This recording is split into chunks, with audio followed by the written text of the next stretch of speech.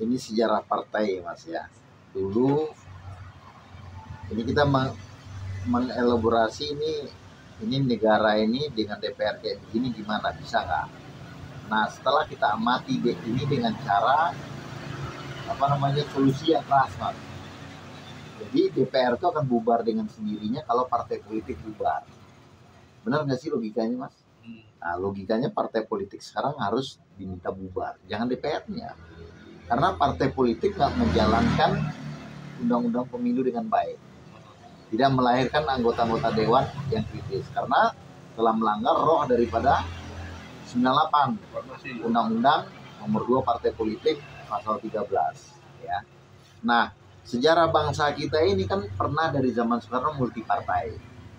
Akhirnya multipartai hanya membawa kekisruhan.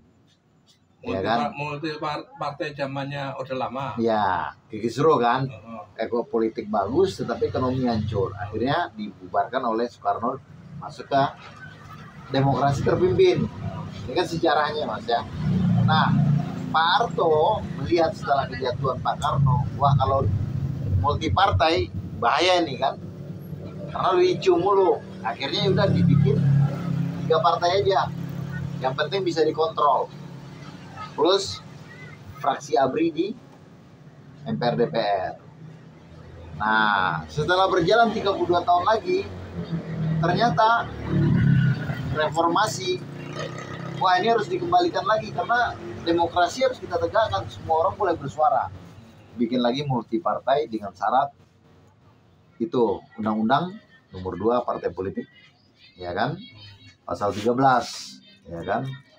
Nah ternyata di kemudian hari setelah berapa tahun dari reformasi kita nih Mas ya, kurang lebih kan 28 tahun ya. Nah, 28 tahun kemudian ternyata partai politik ini mengkhianati suara rakyat. Akhirnya dia di DPR itu menjadi suara partai. Nah, yang terindikasi orang partai ini kan dikendalikan oleh oligarki. Itu kan dugaannya rakyat, benar nggak Mas? Iya. Ya, itu kan. Nah, makanya ini orang partai itu kan oportunis, pragmatis Mas. Benar nggak sih? Oportunis, pragmatis. Nah, makanya kita harus kurung ini orang-orang partai politik ini, dipilih cuma 2 Mas. Jadi bubarkan partai politik, ya kan? Partai politik itu cuma boleh ada 2. Yang satu pemerintah, yang satu oposisi. Jadi posisinya selalu jelas. Itu yang pertama. Yang kedua, dengan ada 2 partai ini, mereka benar-benar harus memperjuangkan suara rakyat bisa dipercaya. Sehingga kalau yang mimpinnya jelek, otomatis mereka yang oposisi akan naik. Jadi jelas posisinya Mas. Oligarki juga nggak bisa main di banyak kaki. Kalau sekarang kan oligarki bisa main di banyak kaki dia. Benar nggak Mas analisisnya tuh kok? Iya. Ketika pemilu, wah dia bentrok-bentrok tuh, saling, wah beda semua kan. Nah pas setelah pemilu kan suaranya sama semua. Ya, kalau di Indonesia kan memang berlaku musyawarah mufakat. Apa? Ya selain itu juga panutan lah. Panutan. Panutan kan.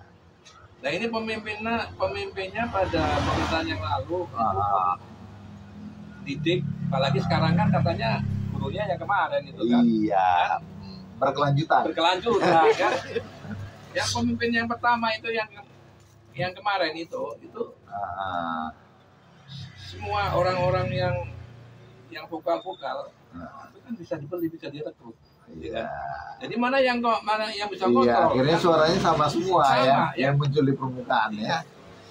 Jadi nggak ada suara-suara yang vokal yang mengontrol pemerintah. Iya. Nggak ada. Nah makanya itu solusi satu-satunya cuma 2 partai ini.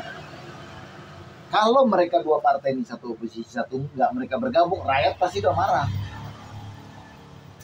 Ya sekarang bagaimana kita bisa memastikan bahwa itu 2 partai itu bisa saling kontrol? Karena semua ini yang bisa kontrol itu uang, money, ya. Bisa juga yang mungkin dari partai oposisi, partai apa, tadinya mau menyuarakan yang suara yang sebenarnya. Tapi ternyata karena bisa dibeli. Enggak mas, konsisten langsung marah, ketahuan mas. Iya. Ketahuan karena cuma ada 2 partai mas. Maksudnya tuh pengkotakannya jelas mas. Kalau dia begitu juga orang nggak akan milih nanti, golput akan tinggi. Gitu mas. Makanya di Amerika kan 2 partai. Gitu. Iya, tapi di sini kayaknya belum bisa lah. Harus 2 partai. Nih mas, kenapa saya bilang harus 2 partai? Karena itu satu-satunya sistem partai politik yang belum pernah dicoba di Indonesia.